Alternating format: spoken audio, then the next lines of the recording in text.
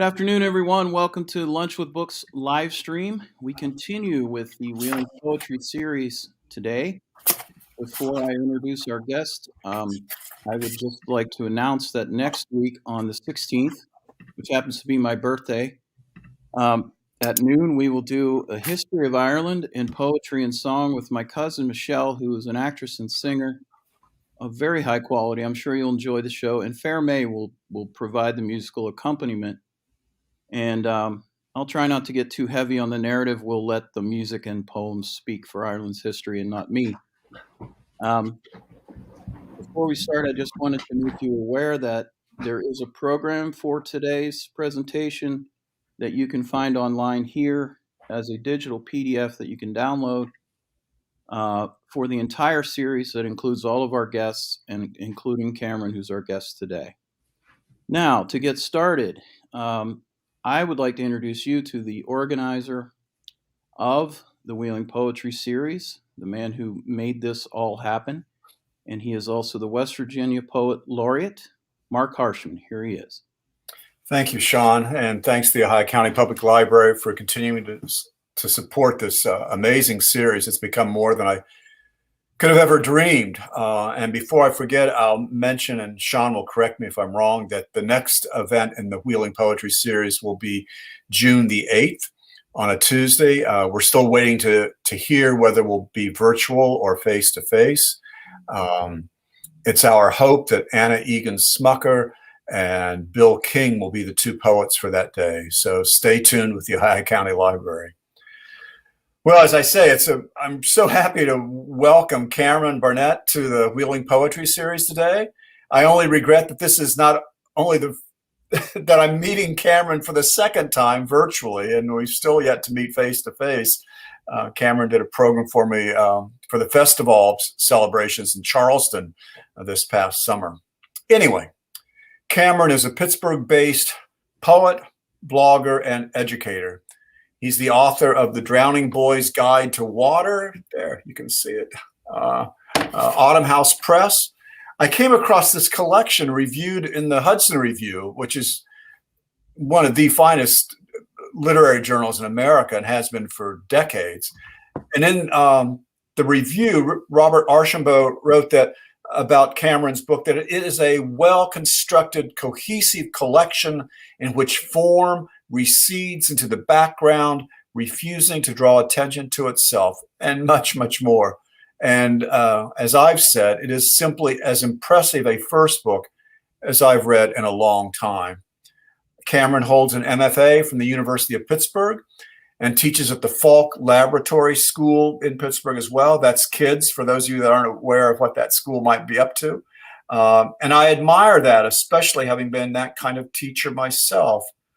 I'm afraid I've not caught up to his blog as well as I should, but this past summer or spring, forgive me, Cameron, he had an article in the Pittsburgh Tribune entitled 7 Tips for White Allies from a Black Pittsburgher. And that was printed following the murder of George Floyd. And quite frankly, I find it a must read for all of us in the wake not only of that event, but sadly many subsequent events these past many months.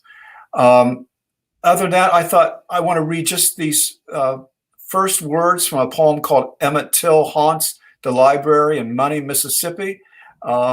And I feel a little nervous reading these words, Cameron, with librarians surrounding us, but it begins, "What I can't let you know is that death, too, is a snore, a sooty shelf of unmoving paper with some gas-bagged lady at the front desk." That's poetry. That's really a perceptive use of language that goes into a poem that, well, maybe we'll hear later on. Folks, we're in for a really special treat. Cameron is truly, as I say, one of the best young writers in America. And please make him welcome virtually to the Wheeling Poetry Series. Cameron. Thank you so much, Marc, for that very warm and generous introduction, and to Sean and the Ohio County Public Library and the Wheeling Reading Series. It is such a treat to be with you. I know that we had hoped to do this previously, and then the pandemic, it interrupted everything. So I'm very grateful to be here virtually with all of you who are listening in or watching from wherever you are. And I'd like to read some poems from The Drowning Boy's Guide to Water. Hopefully a little bit of a cross-section of some of the things that Marc mentioned in his introduction. I also like to read a couple poems from a slow, gradual work in progress, at this point, kind of a collection of things that I'm working on individually towards something, and I hope you enjoy those as well. And then questions or comments as they come. I see there's a comments feature here, so I'm always open to the thoughts people have. I usually like to begin with a poem or two from the very beginning of the book. I know books of poetry don't demand necessarily that they be read beginning to end, but there are some ways in which I think that can be instructive for this book. And I want to start with a poem called Non-Binding Legislation, or A Resolution. Whereas I'm as proud to be black as a tree is to be made of wood. I've been black so long, I don't know what pride is anymore. I was told it was a bad thing. I was told I should give it up to the wind. Whereas air blows hardest when you are nothing more than the snap of a flag, a wind-whipped rolling cymbal. I am already a symbol. Dark bark, sturdy. Still, I don't know what colors to hoist, what banner belongs to me, or how to hold it. Whereas what I am has become cliche, roots to canopy. Even this breath, my words, a post hoc paradigm hung out to dry, and I feel flattest at the edges. Whereas the race card is now everyone's card in a deck I did not cut. I hate card games, the conceit of the shuffle. I hate when white people hate white people because hating white people is fashionable. A person's color is a silly thing to hate. Whereas hate is a strong word working out on every tongue, red enough to spew it or blue enough to covet it. Of this fixation of color, a tree stripped of its bark is still a tree, the hue of wood notwithstanding. Whereas I don't understand why people are proud on my behalf, their clench of flag and branch and the breeze itself. How to be the tree in a forest you did not plant. I have no other choice but to climb flagpole high and wave in this wind's song and dance. Therefore, be it resolved, I do not care for my skin, because it's always been about my skin. But I have never been about my skin, not completely. Who is this dying to wear my skin now?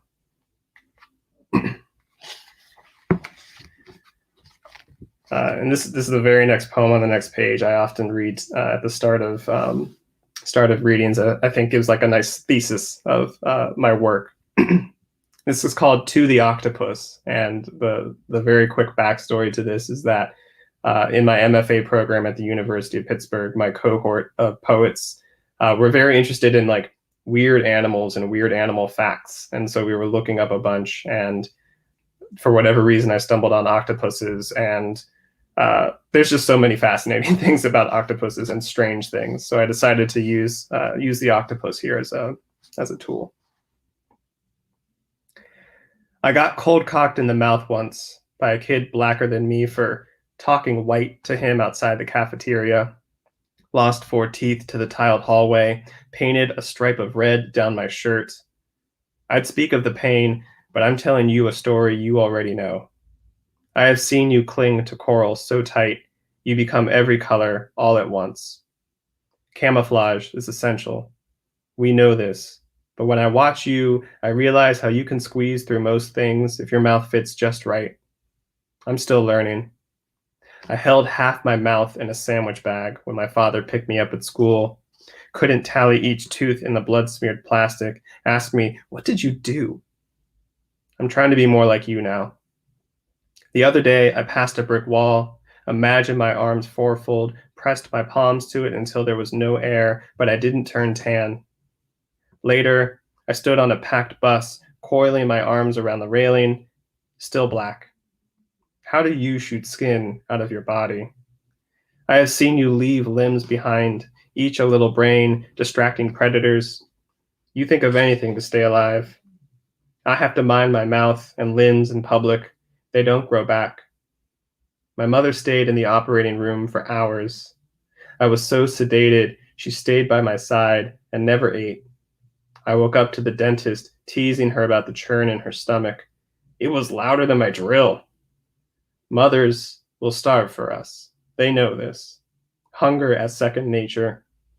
Being eaten is what they call love, isn't it? My gums leaked well into the summer. I stopped brushing for weeks. Too many toothbrushes left in peppermint swirl. My mouth unchanged, save for the cursing of that kid's name. Maybe if my blood were blue, I'd have 3 hearts, like you. One for forgiving, one for forgetting, one for moving on. Watching you now, I know why you blacken the water and run. All right. Skipping ahead to a kind of playful poem I like to read. Another one, a little bit of a backstory. When I was in college, for whatever reason, back-to-back semesters, I had 2 professors who thought that I'd plagiarized work, which I hadn't done. And so it happened one like fall semester and then the spring semester. And after the second time it happened, a friend of mine was teasing me and said that you should write a memoir of being a plagiarist. And so that's where the title of this comes from, Memoir of a Plagiarist. I wrote Hamlet in a summer, Moby Dick in a year, mastered loss and penned Proofrock on a rainy day. My love told me stories were just masks of words, all guys, no guts. Once I conquered literature, I moved to music. Auld Lang Syne and Amazing Grace, the Star-Spangled Banner, for starters. Sometimes I didn't know my next song until somebody sang it first. But I wrote it. Lyrics like a signature everyone recognized, but nobody knew was mine. My love told me songs were just earrings. When they no longer sufficed, I moved on to building, stacked silver to the sky and called it Chrysler. Built a bridge so strong, my lover named it Brooklyn. Each time I carved my name in the nooks where no one noticed. I learned so many things could be secrets, but my love told me a secret is just the valley between a truth and a lie. Soon, building was easy, so I started stealing light everywhere it fell, balled it up, hurled into the night, and made Aries, Aquarius, Pegasus, the Pisces, the Pleiades. I slept at my love's side, crescent clutch under the sky I'd sown. When she told me the people in her dreams were made of clay, I didn't believe her. So I became a dream, rewired neurons until her nights were a seamless cinema. But I forgot. A perfect story isn't perfect until it finds its flaw. My love forgot me. I became a thin sliver in her mind, more waning than waxing, a needle threading itself to light, unlooping every time.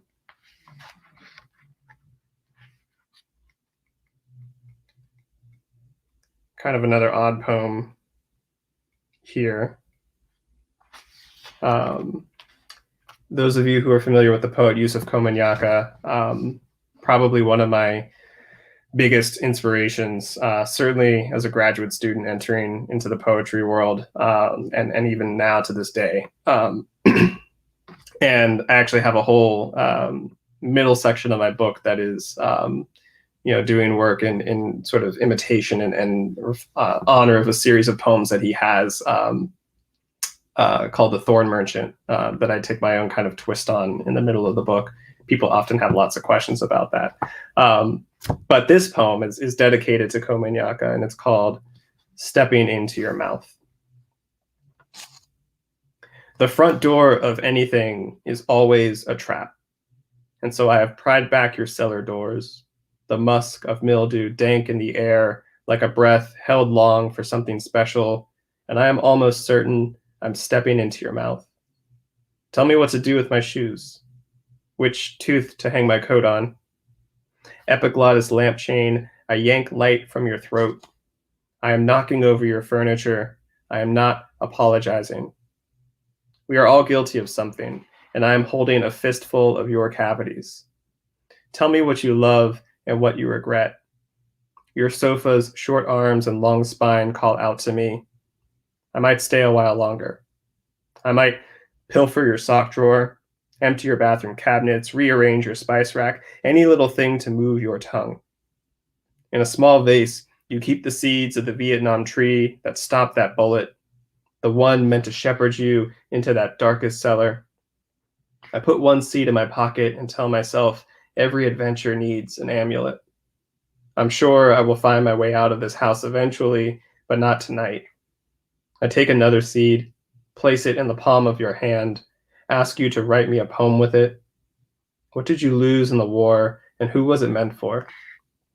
How do most men find death at the end of a gun barrel, but you find poetry? I am full of more questions than you can swallow. Now, the tops of the windows bleed sunlight above a curtain rod horizon, and I know it is only morning. Yusuf, it's going to be warm until November. I might stay a while longer.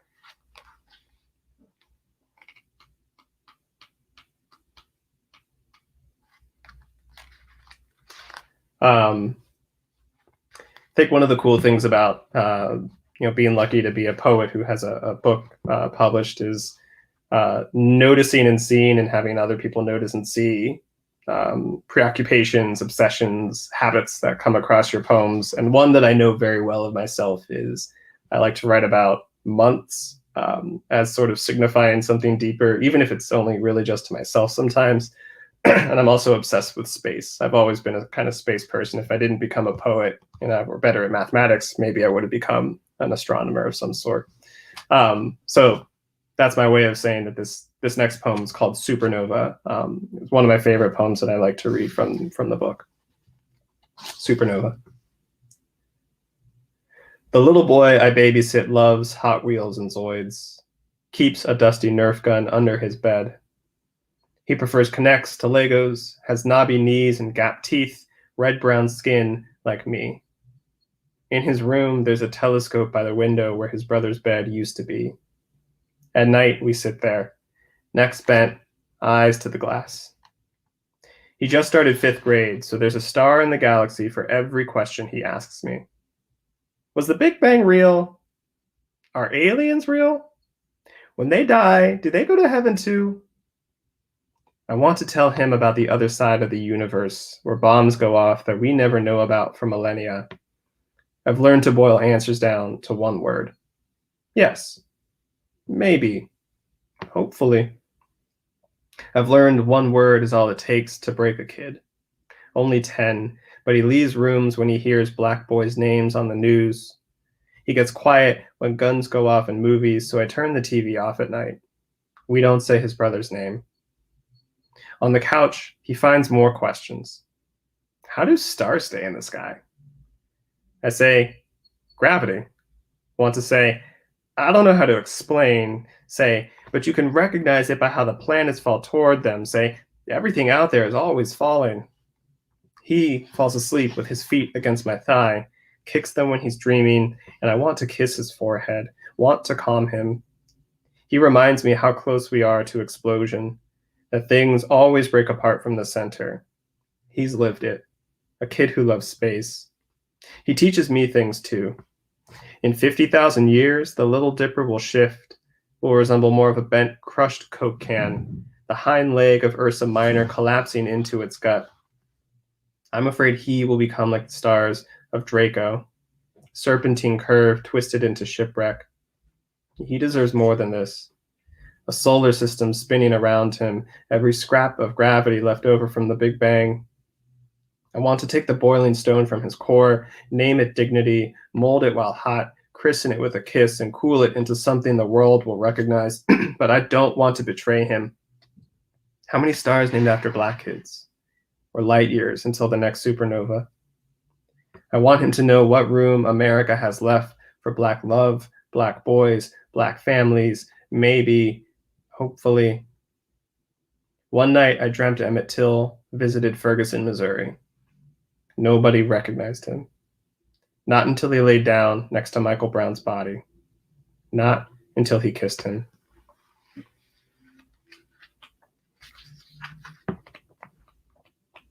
And since Marc mentioned it, I will read the poem in its entirety. Emmett Till haunts the library in Money, Mississippi. I have several poems in this book that focus on Emmett Till, either directly or in persona of Emmett Till. He's a little bit of the muse for me in the writing of this book, and in subsequent writing as well. So he appears a lot. What I can't let you know is that death, too, is a snore. A sooty shelf of unmoving paper with some gas bag lady at the front desk. If you knew, there'd be too many questions about how I sneak past heaven's gates some days to nap against the silent stacks, feel the blood in my head drip into the young adult fiction. Mammy always preached good posture, so I sit straight at least. When I was black, I grew used to the shuffle of visibility, to the move boy, and the 1,000-yard stare over my head. Being ghost isn't all new or scary. No one to ask me what came out of my lips 60 years ago. I might as well be ink on closed pages, lost somewhere in the archives. You can't judge a book by its facts or flaps or back cover, but a black boy is the title and the illustration staring you in the face, asking to be seen or sampled, but not smothered between the other black boys, forgotten, dog-eared, and ditched. I don't love death, but I don't mind reading the periodicals for faces like mine, putting names to the ones I'll welcome through the gates soon.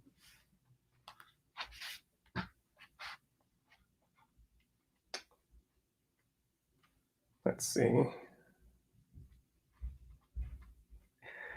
Before I started my master's program, there was this like odd form that I can't say that I invented it. I don't know that, but I like stumbled into that I would write several versions of, basically a poem interrupting itself with questions. So I always like to read this poem, sometimes like in the middle of a reading as like a short little breather to break up some of the longer, heavier work that I typically do. So this poem is called Cygnus, for the swan constellation in the sky. What is the opposite of water? A skeleton frowning, 3 femurs in a ditch, a honeycomb filling the gooey heart hole, spilling. What is the opposite of a parade?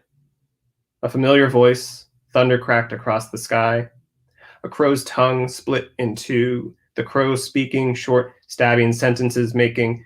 What is the opposite of a guess? Love in the form of a mistake, me and you in the form of Cygnus in July, or perhaps Draco, but there seems to be. What is the opposite of a constellation? A quorum of light receding from where we are to where we came from.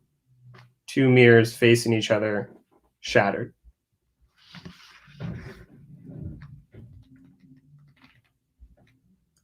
Let me take a quick drink. I'm going to be reading a couple longer, at least one longer poem here. So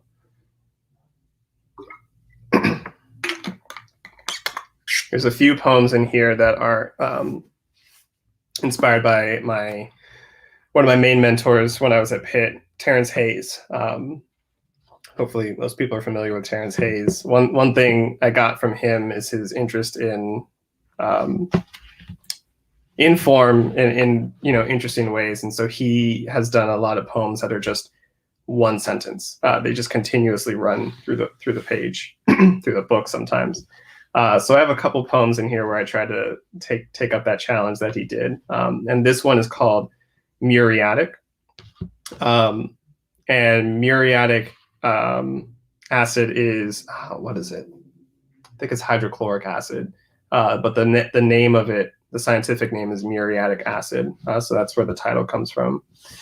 This poem begins with an epigraph from Simone Manuel, the swimmer. It says, "My color just comes with the territory." It's 1994, and I'm focused on the kickboard, toes lipping over pool's edge, anticipating the cool Anaheim water beneath, a carefully learned leaning of my body toward the swim instructor, her arms open, this white woman's embrace, the first in a long line that I'll learn to trust and fear at the same time.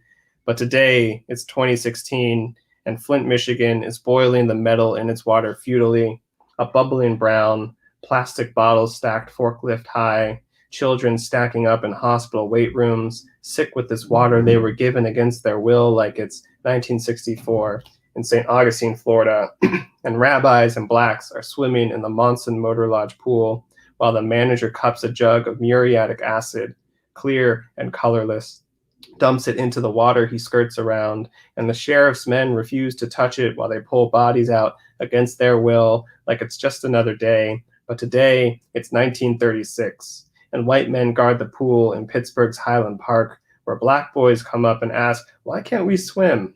And the white men's boots and clubs answer them for decades and decades, and today, it's 2006, and the fountain in my high school arcs lukewarm water, cresting like the arch in my bent back, and just below, to the side, I see a rectangle of old caulk, ghost of a fountain coming from the wall, and my back aches like it's 1950, and my grandfather is thirsty. So he steps into the long line, bows his head beneath the coloreds only sign, lips pursed to the slow trickle, though the fountain is cleaner and stronger for whites only, but he doesn't dare meddle with their water today in 1973, when the pool at Kennywood closes for good, and some will blame integration, and some will blame maintenance problems, and some will only know the parking lot paved over, or the splash of the Pittsburgh plunge as it dunks into new waters, spraying high in the air like it's 2005 in New Orleans. And Katrina's waters are either sink or swim, and the government chooses sink, and far too many whites say, "Why don't they just swim?" And far too many blacks don't have a choice at all. And hot days go by without help like it's 1963 and the hoses are on us, and it's 1954 and Emmett Till can't breathe, and it's every year since then that black people have known the sting of the water and kept back, kept out, kept waiting for clean waters, safe waters, until finally it's 2016 and it's a dead heat in Rio, and Simone Manuel's hand hits the wall, and a gasp and wide smile of disbelief hits her face when a black girl wins a gold medal in the water. And wide-smiled black girls slip on swimsuits, and little brown and black kids peek their toes over swimming pool's edges, knowing today, for the first time, the water can be our home too. Okay, I'm gonna read one more poem from the book, and then I'm gonna read some new material for you all as well. I usually like to close with the title poem of the book. So this one is called The Drowning Boy's Guide to Water. Remember the strength of chlorine, the indoor pool, swim class clinging to the kickboard, then jumping from the ledge into the arms of the smiling white lady, only mostly sure she would catch you, mom calling, "Cameron, Cameron," to get you to look, then said, "Kick, kick." Remember, there's nothing a mother won't do for one still shot of your head above the water. It's important to always practice good form. Kick your legs. Remember Tortola, the sea like melted marbles and the sun at the equator, your brown skin browning. With a stretch of snorkel between your teeth, you jumped in and chased a sea turtle for the length of the tiny island's beach. The pressure in your ears, right when you thought you could catch it, mom and dad sighing when you came back to the surface. Remember, your worst fear is not being able to breathe. Most people who drown are brown, and 80% of people who drown are male. Don't forget to kick your legs.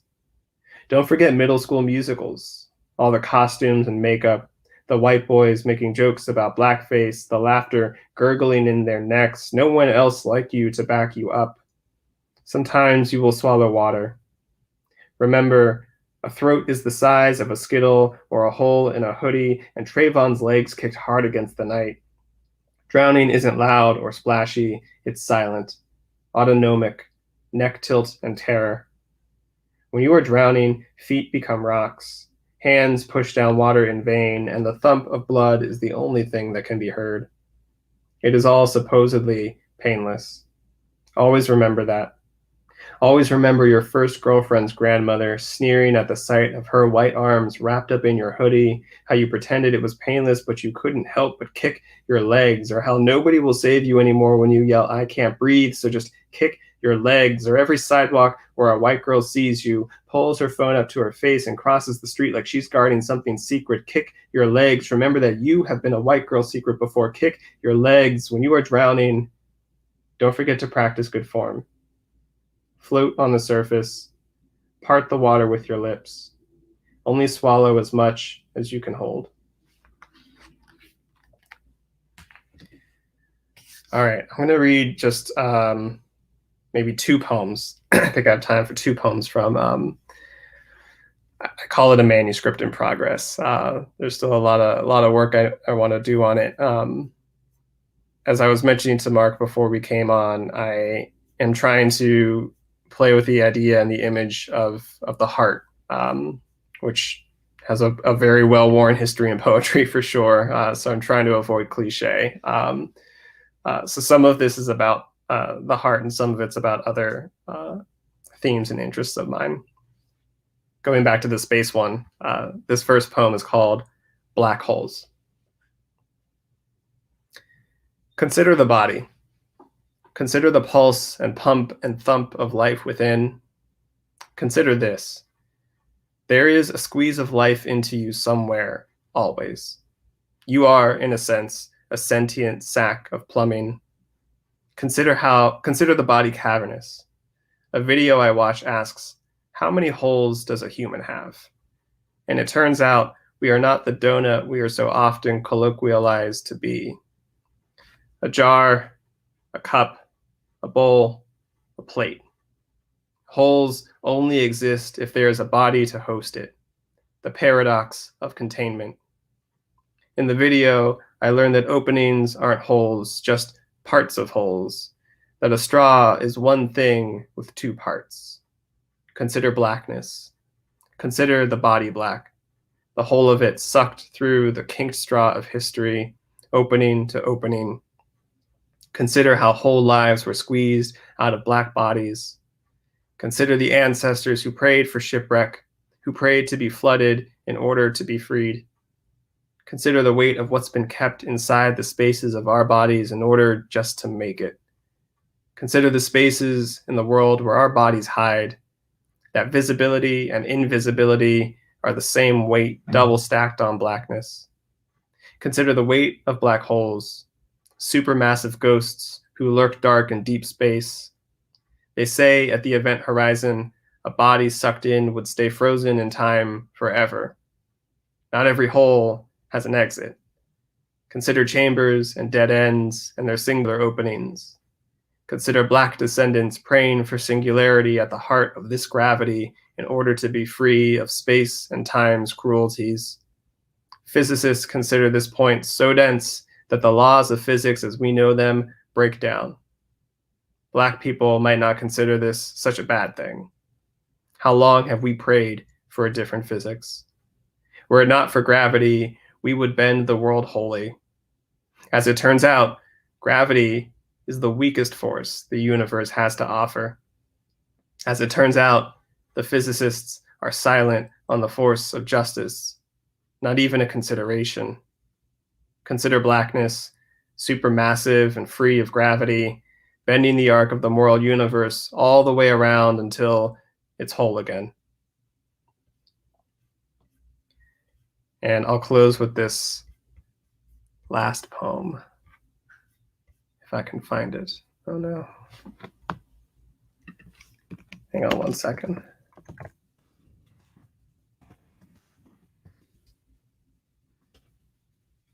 There we go. This is one of the last poems I wrote almost a year ago before the pandemic hit. This poem is called South Carolina. From here, perhaps I come. The county's as crinkled as the creeks, but the ground runs low, slow scraped into the horizon, where the highway slips beneath the dark edges of the day, like the long pole of a comforter up past the eyes. I am too fast for this place. but my blood has borne that out already. Everything, as they say, slower here. The land is an open mouth full of water. Even the rain has nowhere to go. It sits and seeps by the road on the way to the plantation I visit one night. Under a Chinese light show, I hold my love's white hand while we pass LED frogs and dragons. I am not looking at the lights. I regard the live oaks and what they might know. What weight has sunk their roots and gnarled their limbs. Perhaps we recognize each other. I didn't know how wooded this land was. I don't know everything that these woods know, but I know the dark edges of the plantation hold back everything I love. The pulse in my neck is a whisper of wings through the branches. In the air, a barracoon tune hangs like Spanish moss. In this, my making. In this, my heart. There is no joggling board flexible enough to bring together my tears and the turf. From here, perhaps, I come, through a line of blacksmiths, the census labeled illiterate, and from illiteracy they come with the name Fogey hammered into their blood, and from some other blood we know they were purchased. I regard South Carolina as I do Ireland, 2 islands in a sea of my making. Sometimes I wonder what else the land has lied to me about. I wonder what the history books would say if they knew how blood could echo. I wonder today, as the news plays, what they expect me to think of social distancing. As if I'm not always 6 feet away from really knowing who I am. Thank you.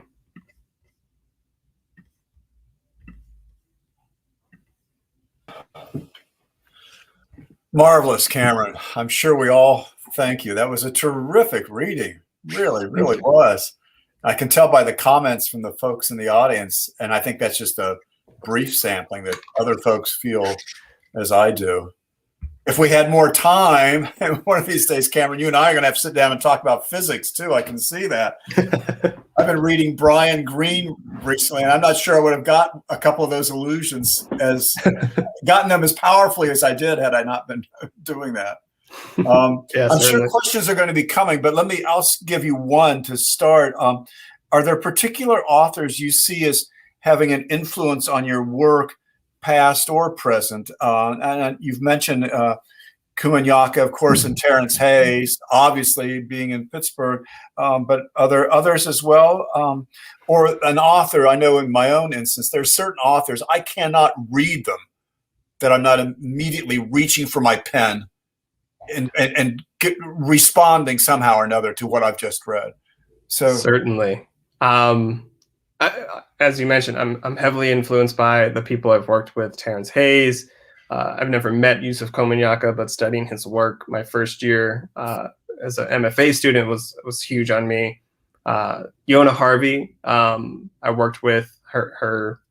Fingerprints are all over this manuscript too. She really helped me tap into sort of the musicality of my poetry, that just sort of internal rhymes, little things where like the sounds become like the lyrical aspect of the poems gets elevated a little bit, which I appreciated because I have this whole long spiel that I often give in other contexts, where I started out writing fiction in high school and hating poetry because I didn't like studying it in school, but I wrote poetry all the time.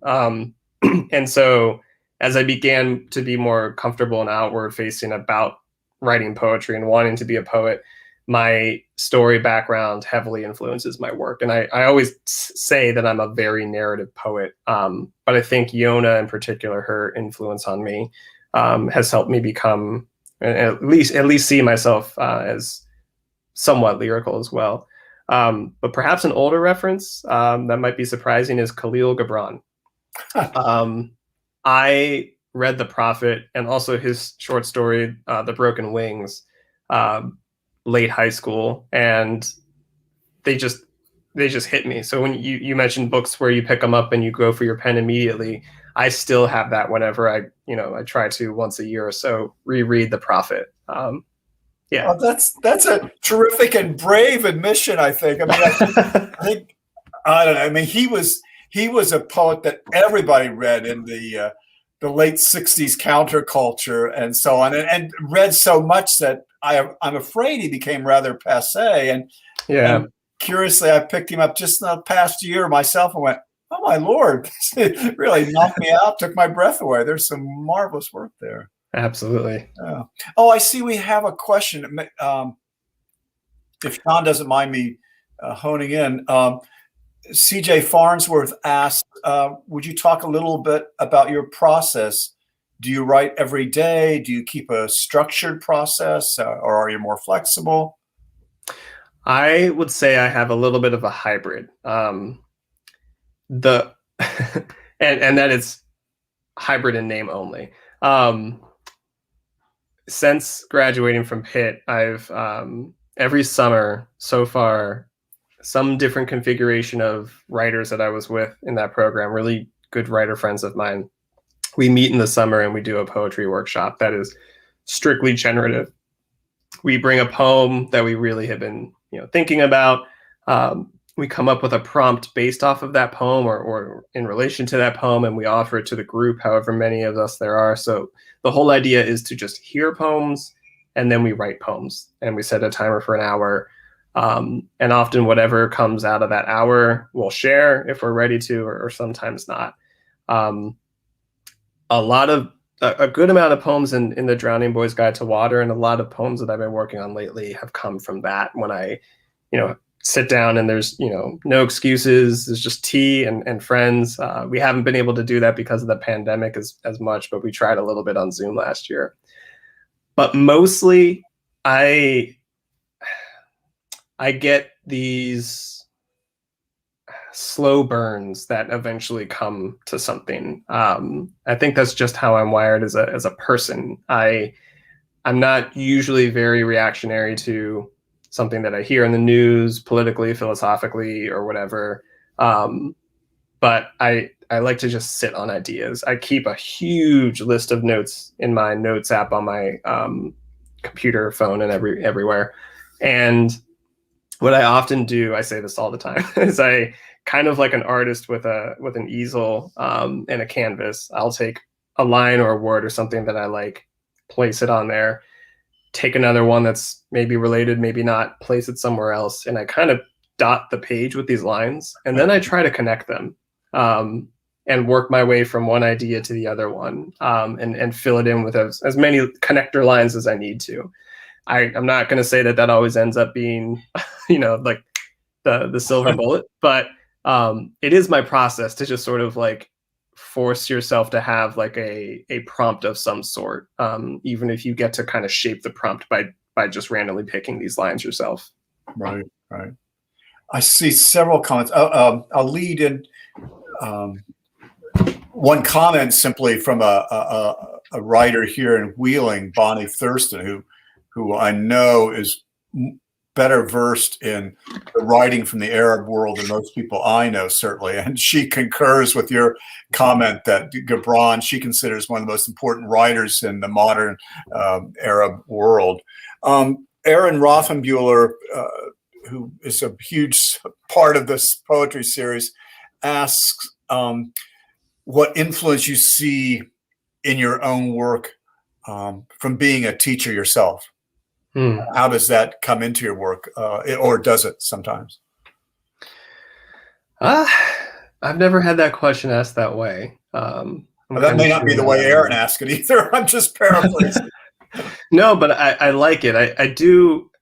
I think, as an educator, as someone who works with middle school children who have lots of questions, lots of opinions, they're forming what I always say, like, is going to be their future identity, or at least the first iteration of it. They're trying out a lot of things. And so it's good as an educator to not only think of yourself as the authority figure who's here to dispense information. I do a lot of Socratic questioning and a lot of Socratic discussions with students where I'm just, what do you think about that? How would you say it, kind of? And I do like that as like a way of being in the world, to not think of being a poet as, the archetype of wise, all-knowing, bearer of deep wisdoms, but as someone who can ask a good question and bend language so that that question becomes apparent or special to the reader or to the listener. So I would say, yes, I do kind of try to keep that in mind a little bit. But then there are other poems where I switch gears and I'm like, no, I'm just going to tell you what I think. And here's what you should think. Well, that actually chimes in very well. The same respondent, Aaron, said, in addition to including a lot of questions within it, your poetry very naturally leads the listener or reader to questions. So yeah, that's clearly borne out. Another person, Cynthia Nelson, asked both of us, but I'll let you respond. So much has unfolded in the last year on us as a society. Are either of us writing about how we as individuals or society at large are living through a period of history that will long be studied? Oh, there are the questions on the screen. I think, I don't want this to sound like a non-answer, but I think that's a feature of poetry, is that it's a record. It's a record of your lived experience and your thoughts, perspective, and like your individual human artistry on a given moment in time. So I would start there and say yes. But I think more deeply to honor where I think the question's coming from, am I like, trying to contextualize the last year in this moment? In ways I am, but in other ways I think I'm trying to move. The Drowning Boy's Guide to Water, as you probably heard referenced in many of the poems, really took up a real surge in both occurrences and awareness of police violence and just general violence in and directed toward the Black community and Black people. There's many more poems in this book that take that head on. And it's important work. It's work I still do, but it's also very exhausting at the same time. And where I'm hoping to go with newer poems is deeper into another layer of my first book, which is family.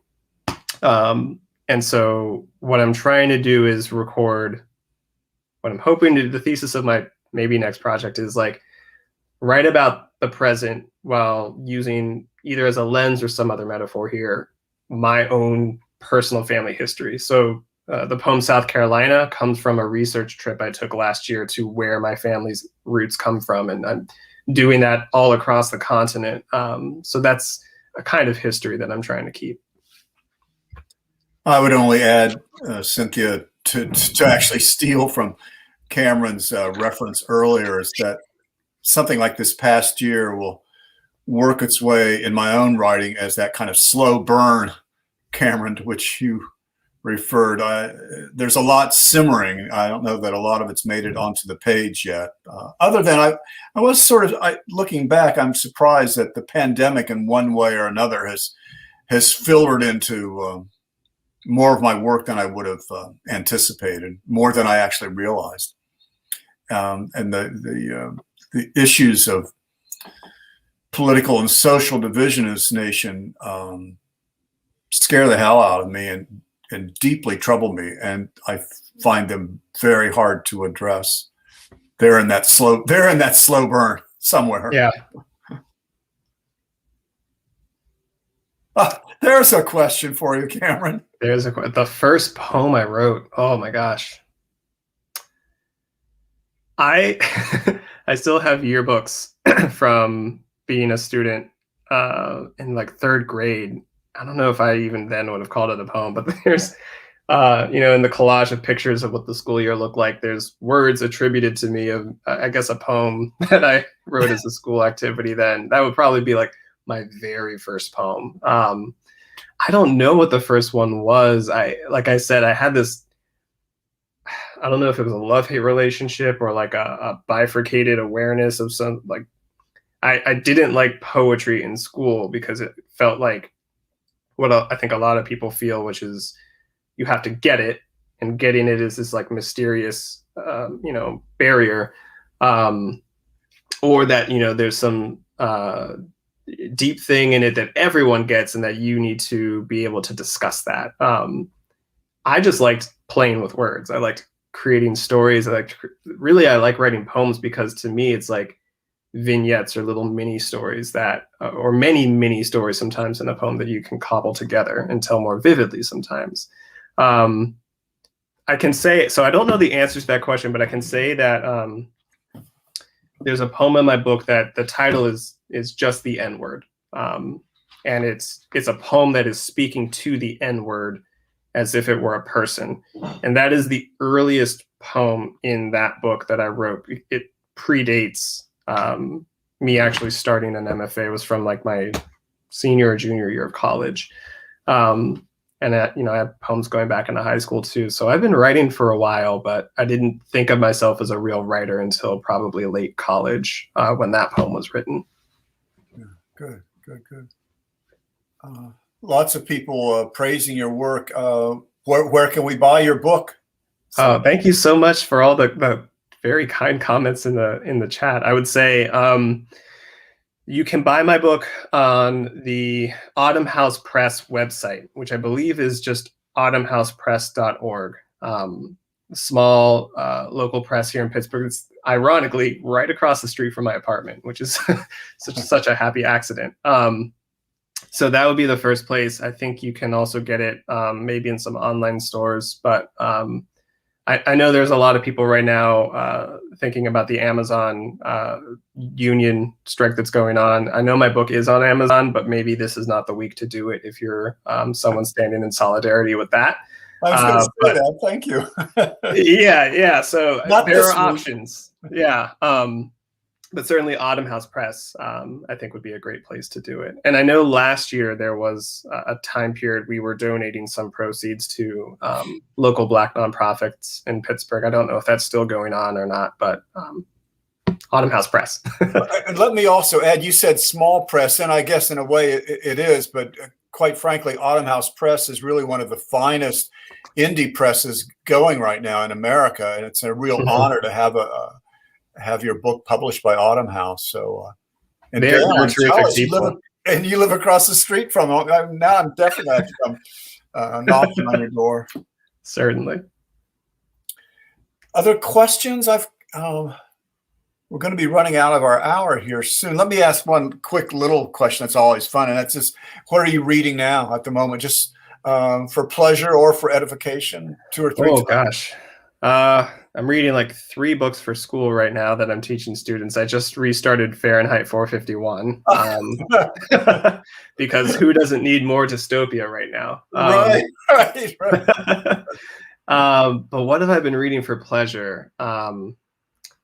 Keith Lehman's book, How to Slowly Kill Yourself and Everyone, and I'm getting the title wrong. How to Slowly Kill Yourself and Everyone You Love in America, or something along those lines. I'm midway through that series of essays that I think are really, really great. Who's the author, Cameron? I believe it's pronounced Keith Lehman. I'm checking online. Yeah, Keith, Kiese, Lehman spelled Laymon. Okay. It's an author that I wasn't familiar with before 2021. I don't know. Probably have heard the name before, but great. My partner, she works at a bookstore here in Pittsburgh, White Whale, and so she's the real like author expert. And I came in over winter break and she was like, "Buy this, buy that. You definitely want to read this." So he was one of those purchases. Great. I think, and then beyond that, I'm reading a lot of historical nonfiction. I read Eric Foner's newest book, The Second Founding, about the civil rights, or sorry, not civil rights, the Reconstruction era. But it's very focused on the 13th, 14th, and 15th Amendments that came out of that time period, and like really getting into the context of what people were thinking as and what was going on as those amendments were being crafted, which I think is really great to think about in our own time now, where there's a lot of conversation about an equal, equitable society and voting rights and voting access, and what we almost had in the late 1800s and what we're still fighting for in the 21st century. Yeah. This is fairly random, but thinking of folks we might be reading, and an author I suspect well. I've just been reading Kwame Dawes' collection of poems, Nebraska, and was shocked to find out, and very, very pleased that Ted Kuzer's long running newspaper column featured on American Life and Poetry, that he's handed the reins of that over to his erstwhile fellow Nebraskan Kwame Dawes. Any thoughts on nice. that? I'm not very familiar with the other person you mentioned, Kwame Dawes. I know the name, but I haven't read much of their work. Yeah. So yeah, sorry, I don't have anything to comment on that. Fine. But I think I always celebrate sort of like the handing of the reins next, to the next generation of people. Good. Well, I think perhaps, Cameron, we will thank you for a marvelous hour. So much fun. Thank you. Poems, lots of wisdom you've shared with the rest of us. Sean? Yeah, I've come back in to say that you took the words right out of my mouth. Thank you for wonderful reading. Thank you, Marc, for organizing, and thanks to Aaron for making the program, which I showed people the link where they can download it. Visit Cameron's website, cameronbarnett.net, I believe, to read his blog and other good things. So thank you both. And thanks everyone who attended and for your questions and nice comments. I encourage you to go on Facebook and read them later. And just a reminder that next week we'll have our poetry and song program with my cousin Michelle in Fairmay. Thank you all, and have a great day. We'll see you next time. Thank you. Thank you.